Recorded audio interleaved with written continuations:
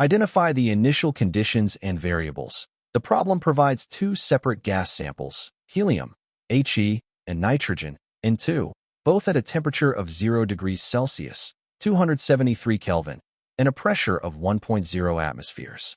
They are moved into a rigid 4.0 liters container, and the temperature remains constant at 0 degrees Celsius. Determine the relevant gas law.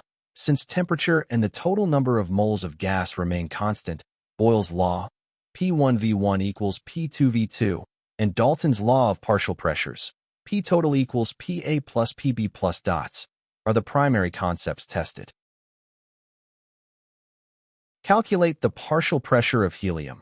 Treat the helium independently to find its pressure in the new 4.0 liters volume. P1 is equal to 1.0 atmospheres. V1 is equal to 6.0 liters.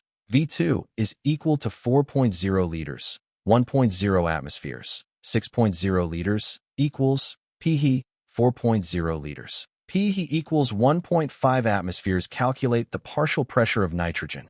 Repeat the process for the nitrogen. P1 is equal to 1.0 atmospheres. V1 is equal to 10 L. V2 is equal to 4.0 liters, 1.0 atmospheres. 10 L equals PN2, 4.0 liters. PN2 equals 2.5 atmospheres. Calculate the final total pressure. According to Dalton's law, the total pressure in the container is the sum of the partial pressures.